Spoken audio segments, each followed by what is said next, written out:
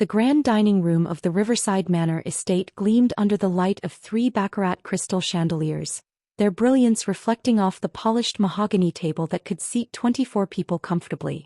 Mom had spared no expense for her and Dad's 18th wedding anniversary celebration. Fresh flowers flown in from Holland, a world-renowned chef preparing 7 courses, and enough champagne to supply a small wedding reception. 36 of the most prominent families in our exclusive gated community had gathered to celebrate Robert and Catherine Morgan's milestone anniversary. These were people whose names appeared on museum plaques and hospital wings, whose charitable donations shaped local politics, whose business decisions affected thousands of jobs across the region. The Riverside Manor estate had been the crown jewel of our community for decades, 12,000 square feet of architectural perfection sitting on 8 acres of manicured grounds, with a pool house larger than most people's homes and gardens that had been featured in Architectural Digest twice. It was exactly the kind of property that established someone's position in the social hierarchy of our affluent suburb. And there I was, sitting at the far end of the table in my simple black dress from Nordstrom Rack, feeling like an imposter in what everyone assumed was my childhood home. Natalie. Mom's voice carried across the dining room with the practiced projection of someone accustomed to managing large social gatherings. Catherine Morgan approached me with her signature smile, the one she wore for charity galas and political fundraisers, radiant and controlled and somehow sharp around the edges. At 55, Mom was still stunning in the way that only came from unlimited resources and professional maintenance. Her Armani gown probably cost more than most people's monthly mortgage payments.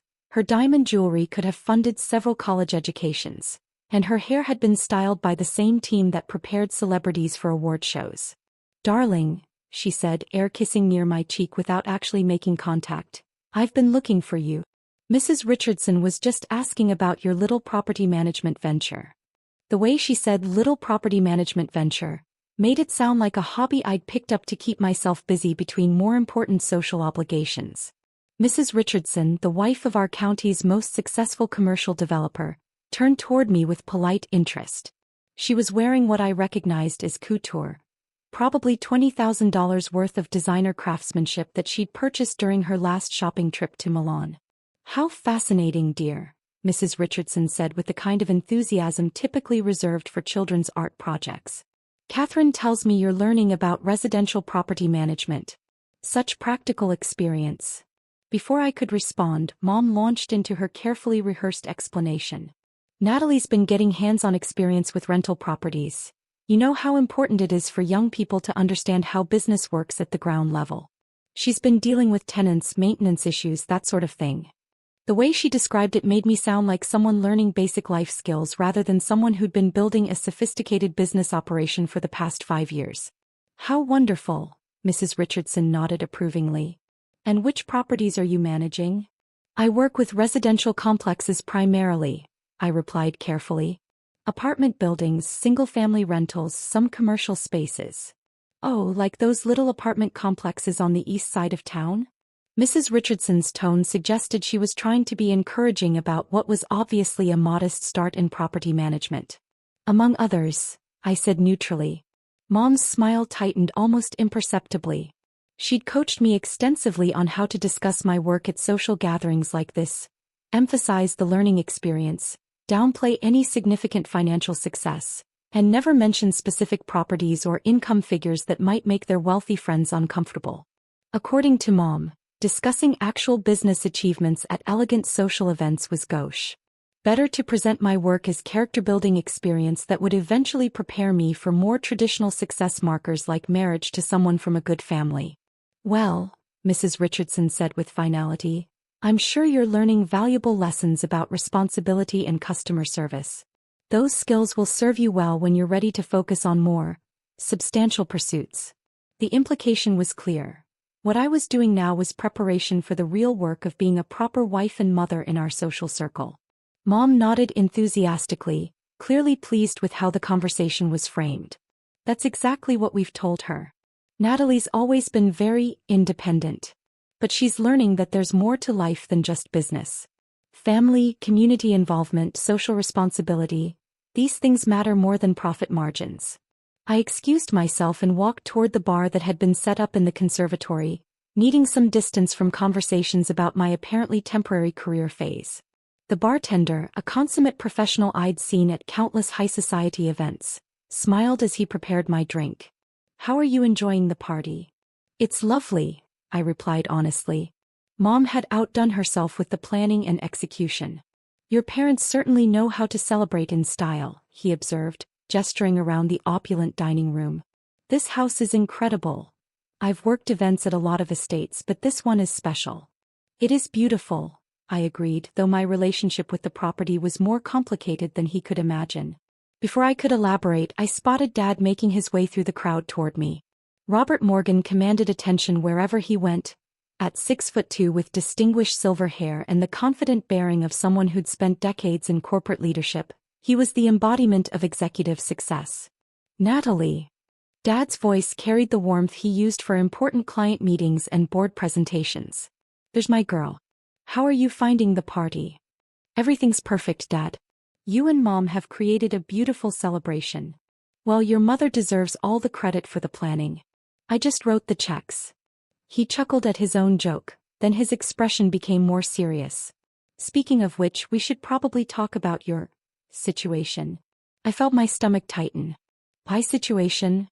"Your living arrangements, your work, your future plans. You're 29 years old, Natalie. Most young women your age in our community are married, starting families, building something stable. I am building something stable. Managing a few rental properties isn't exactly a career foundation," he said gently. "It's more like a learning experience. And that's fine. Everyone needs to understand how business works. But at some point you need to transition to something more appropriate for someone from our family." The word appropriate hung in the air like a judgment. What would be more appropriate? Marriage to someone suitable. Children. Involvement in the right charitable organizations. The kind of life that contributes to our community's social fabric rather than just collecting rent checks. My phone buzzed with a text from Marcus Chin, my head of security operations. "Monthly sweep complete. All properties secure. The new surveillance systems at the Riverside complex are working perfectly. Everything looks good from our end." I quickly silenced my phone, but not before Dad noticed the interruption. "Work emergency?" he asked with mild amusement. "Just routine property management updates." "See, that's exactly what I'm talking about," he said with gentle exasperation. "You're getting business calls during family celebrations. That's not how successful people in our circle operate. Business should support lifestyle, not consume it." Before I could respond, Mom's voice rang out from the dining room, calling everyone back to the table for the next course of dinner. As we returned to our seats, I couldn't help but notice how perfectly everything had been orchestrated. The flowers, the lighting, the positioning of guests to maximize important conversations. Mom had transformed the dining room into the ideal setting for cementing social relationships and business connections. "Ladies and gentlemen," Mom announced once everyone was seated, "Robert and I want to thank you all for being here tonight to celebrate this milestone with us." Polite applause filled the room. 18 years of marriage in this beautiful home, surrounded by the most wonderful friends and neighbors anyone could ask for, she continued, gesturing around the opulent dining room. "We've been blessed with success, with community, and most importantly with the opportunity to build something lasting." More applause, warmer this time. "This house has been the center of our lives for the past 12 years, Mom said, her voice taking on the nostalgic tone she used for her most important speeches. "Every room holds memories of celebrations, achievements, and the kind of gracious living that makes our community so special." I shifted uncomfortably in my chair, knowing that the memories she was referencing had a more complicated foundation than anyone in this room realized. "But most importantly," Mom continued, "this home represents family legacy. The idea that success should be built thoughtfully, maintained carefully, and passed down to the next generation as both an inheritance and a responsibility." Her eyes found mine across the table, and I saw the expectation there. The assumption that I would eventually settle into the kind of traditional role that would make me worthy of inheriting the lifestyle she and Dad had built. "Of course," Dad added, standing to join Mom at the head of the table, "legacy isn't just about beautiful homes and financial success. It's about values, community involvement, and raising children who understand their obligations to maintain family standards." The pointed reference to children was clearly directed at me, and I felt the attention of 36 successful, socially prominent people focusing on my apparent failure to fulfill basic family obligations. Which brings me to something I've been wanting to address, Mom said, her tone shifting slightly toward what I recognized as her intervention voice. Natalie, sweetheart, your father and I have been discussing your future, and we think it's time for some important changes. Oh no. The room fell silent as everyone realized they were about to witness what was clearly a planned family conversation disguised as anniversary dinner commentary. You're nearly 30 years old, Mom continued, and while we're proud of your independence and work ethic, it's time to be realistic about your long-term prospects. I could feel 36 pairs of eyes studying me, watching to see how I would respond to what was clearly going to be a public declaration of family expectations. The property management work has been a valuable learning experience, Dad added, but it's not a career path that's appropriate for someone from our family. It's time to focus on finding a suitable husband, settling down, and preparing to inherit the kind of life your mother and I have built. Furthermore, Mom said, her voice gaining confidence as she delivered what was clearly a carefully planned speech, we think you should move back home while you transition to a more appropriate lifestyle. This house is far too large for just your father and me, and having family here would make it feel more complete. Around the table I could see people nodding approvingly at this practical solution to the Morgan family's independent daughter problem. You could have the entire East Wing, Mom continued enthusiastically. Your own entrance, complete privacy, but still be part of the family unit while you focus on meeting the right kind of people and building appropriate relationships. The suggestion was delivered with Mom's signature blend of generosity and control, offering me luxury while expecting conformity in return. That's very generous, I said carefully, but I'm quite happy with my current living situation. Mom's smile faltered slightly. Darling, that little apartment downtown isn't appropriate for someone your age from a family like ours. People notice these things. They draw conclusions about our values and priorities. What kind of conclusions? That we don't take care of our own. That our daughter is struggling financially or emotionally. That something must be wrong with our family dynamics if you're choosing to live like. She gestured helplessly. Like what? Like someone who doesn't have options, Dad finished quietly. The phrase hit harder than I'd expected. Not because it was cruel, they genuinely believed they were offering help to someone who needed it, but because it revealed exactly how they saw my life choices. The point is, Mom said, regaining her composure, this house should be your home too. You grew up here, you belong here, and frankly, we need you here to help maintain the kind of social presence that our position in the community requires. She was asking me to move back home to serve as an unpaid social secretary and event planner while I searched for an appropriate husband. It was exactly the kind of arrangement that wealthy families used to keep unmarried daughters busy and supervised. I appreciate the offer, I said, but I really am happy with my current situation. Natalie, Dad's voice carried a note of warning, we're not asking. We're telling you.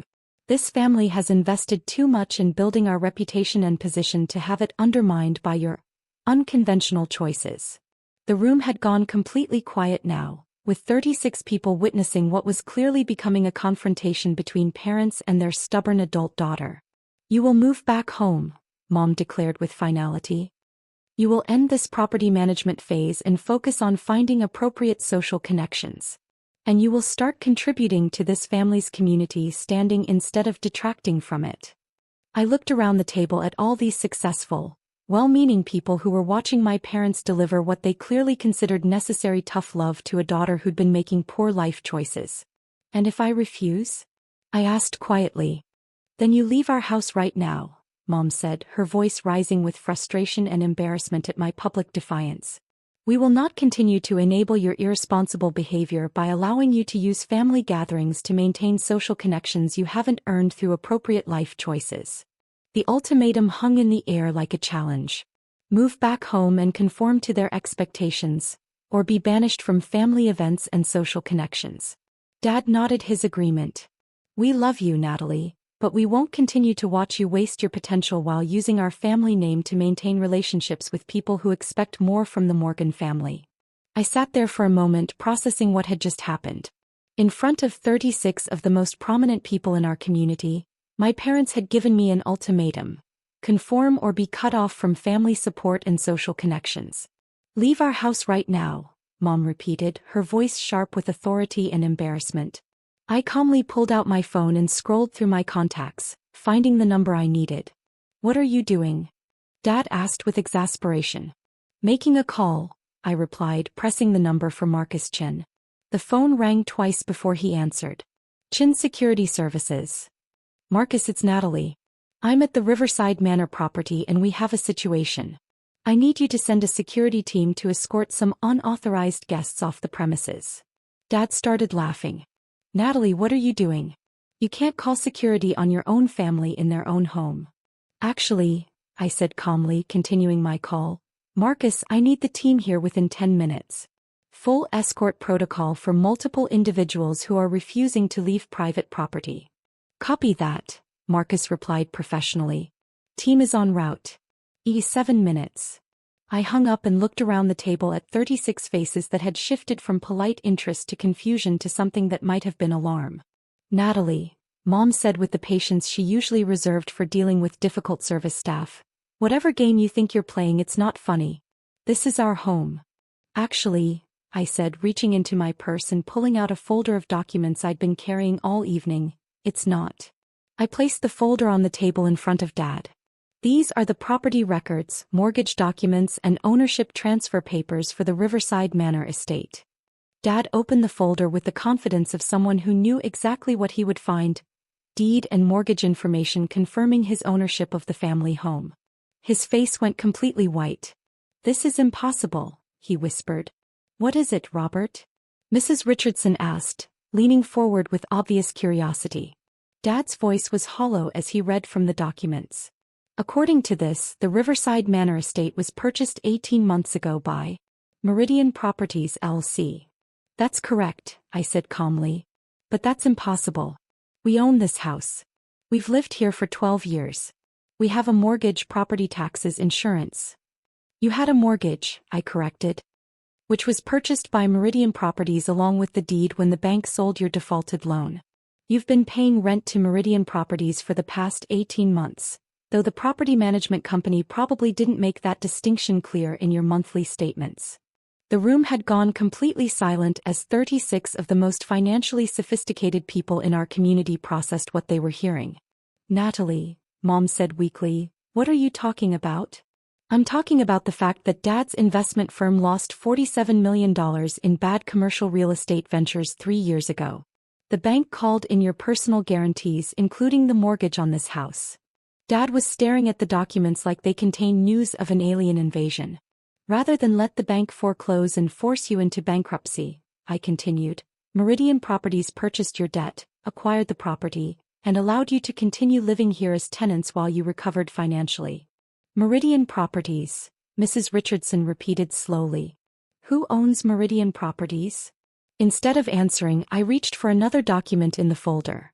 The corporate registration that listed me as the sole owner and CEO of Meridian Properties LLC.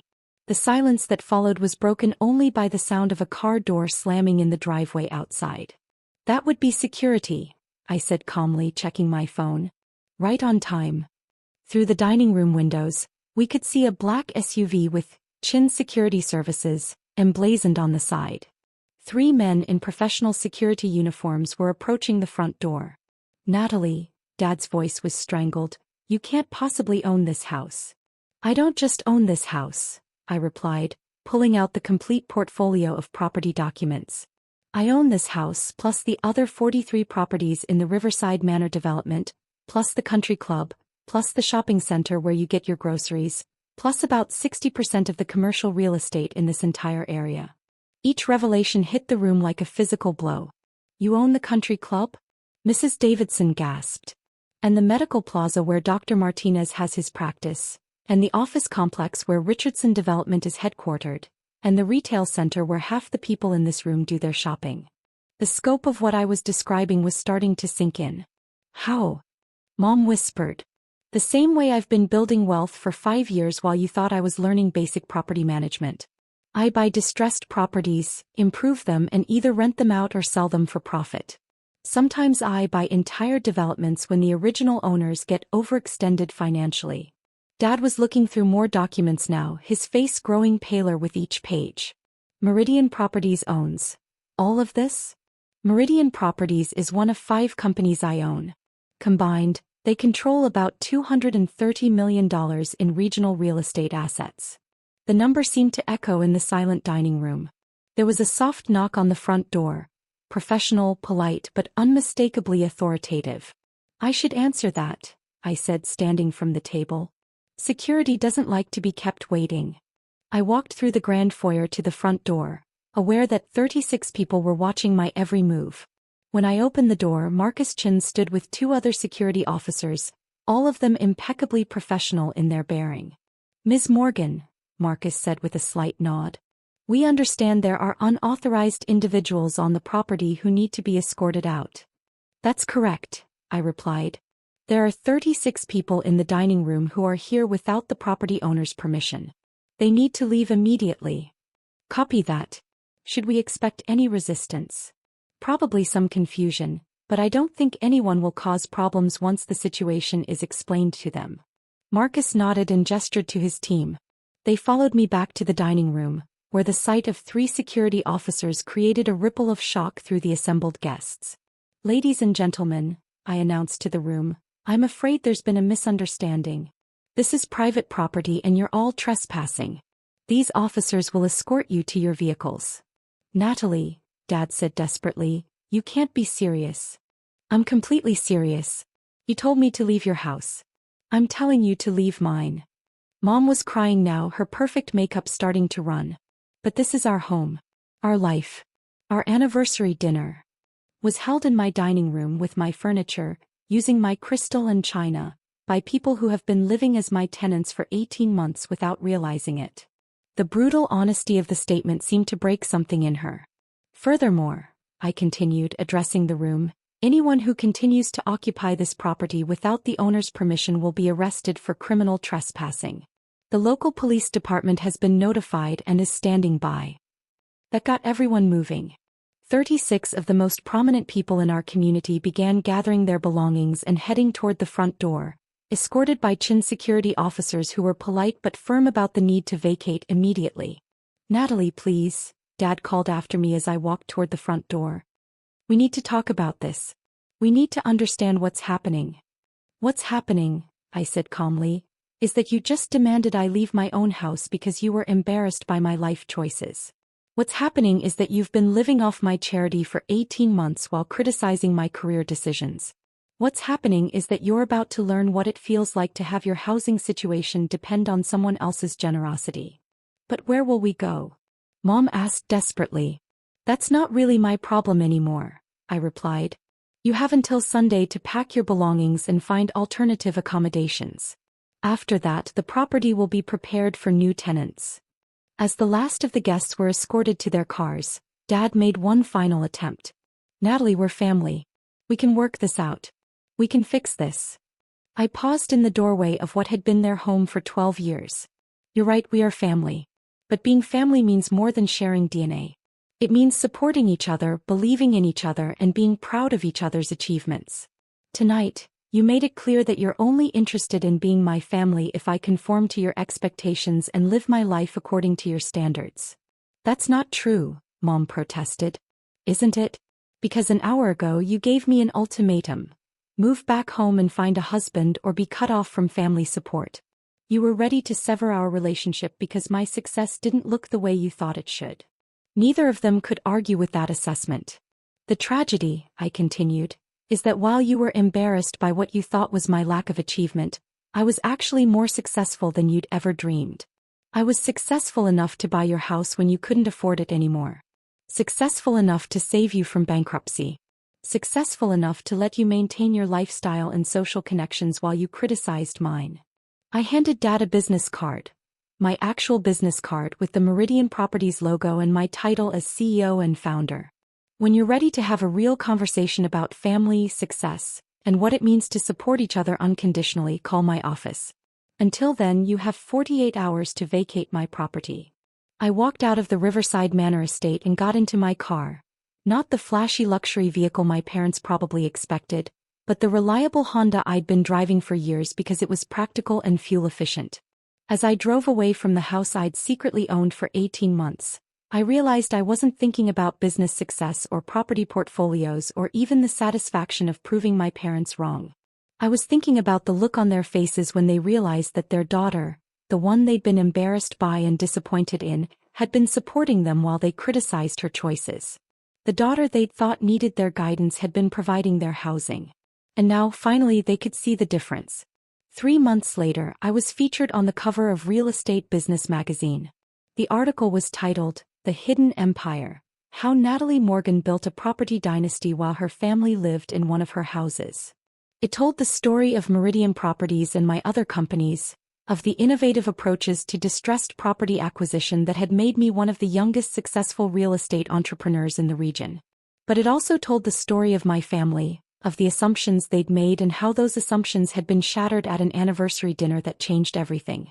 It discussed the complexity of family relationships when success doesn't look the way people expect it to, and the importance of understanding what people are really building before judging their choices. The article included a photo of my parents and me at the grand opening of Riverside Commons, the luxury apartment complex I'd built on property adjacent to their old neighborhood. They were working as my community relations coordinators, using their social connections and event planning skills to help establish Meridian Properties as the premier luxury housing developer in our region. The caption read, "The Morgan Family Today, Building Success Together on Honest Terms." It wasn't perfect. Relationships that had been built on false assumptions don't heal overnight. But it was real, and it was based on truth instead of expectations. And for the first time since I'd started building my business empire, I felt like my family could see me for who I really was instead of who they'd expected me to be. The daughter they'd told to leave their house had owned it all along. And now, finally, they could see the difference.